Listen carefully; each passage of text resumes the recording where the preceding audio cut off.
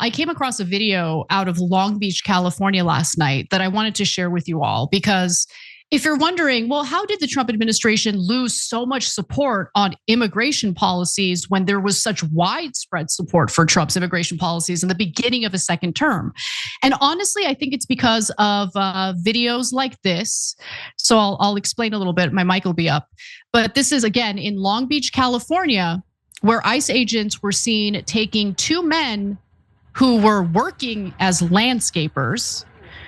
So you see them being detained, walked away. According to the Long Beach Post on Instagram, one gardener attempted to scale a nearby wall, but a group of armed agents, mostly masked, chased him down. He told agents that he was born at Memorial, meaning he was born here in the United States, a hospital in Long Beach specifically, and that he was a dual citizen. But the agent said that he would investigate that as the man was loaded into the back of an SUV. Now, if you're wondering, well, why would he run if he's a US citizen? I mean, there are plenty of US citizens now, lots of stories of US citizens who have been detained by ICE.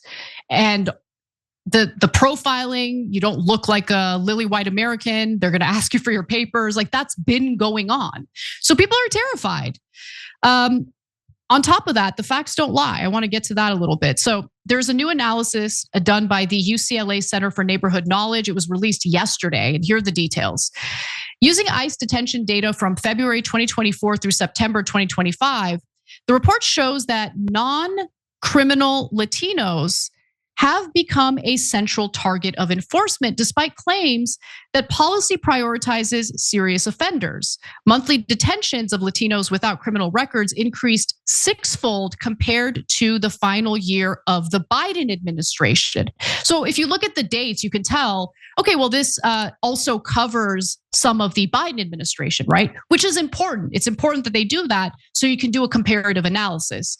And so let's take a look at this visual because you're gonna get some interesting information here.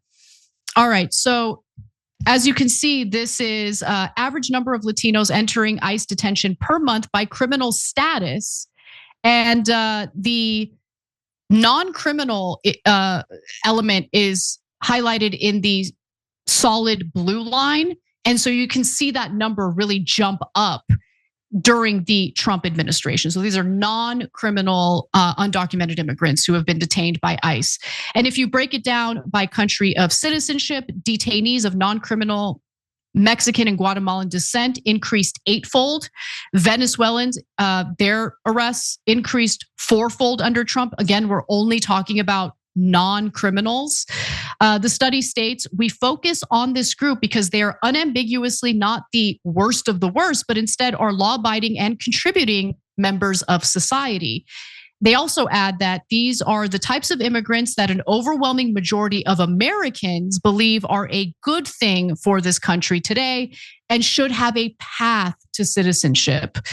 So I've got a few more details if we have time for them, but Cenk, jump in. Two important points here. Good news, bad news. So the bad news is that I think that Trump is doing this for two reasons.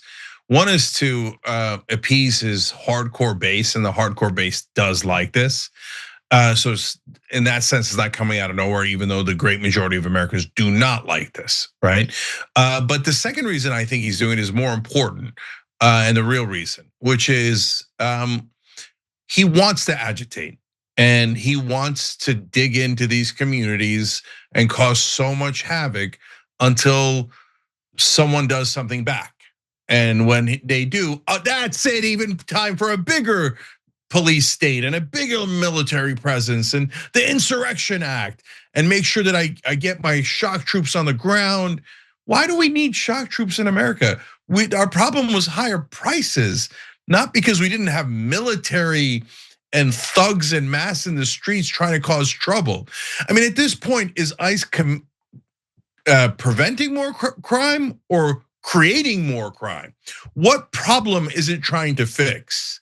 No, this is just agitate, so something goes wrong, so you'll have an excuse to have a bigger presence, a military presence, because he's authoritarian by nature. It's a giant problem, especially if you're among the people who said, don't tread on me. because this is a lot of treading, right? And finally, the good news. Look, a couple months ago, I told you guys that's it. He's going to lose the Latino vote in unprecedented fashion for the Republican Party. They had him. They had him.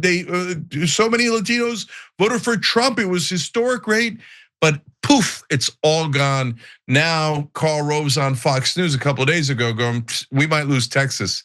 All the Hispanics are gone. Why? Because they told him this wasn't about race and that they were just going to get the bad guys. And now it turns out it looks like it was partly about race.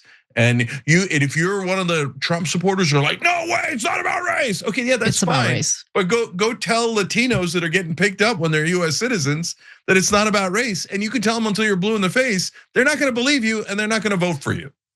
Yeah, you're totally right about that. I mean, you literally have off-duty police officers in Minnesota getting racially profiled by ICE agents. And I know this because the police chief in Brooklyn Park, Minnesota, held a press conference about it. So, any final words, Cenk? And lastly, the disaster is in what the cop in Minnesota was saying earlier in the video, which is now we got supposed federal law enforcement drawing guns on actual cops, the cops that are in your community and supposed to protect you.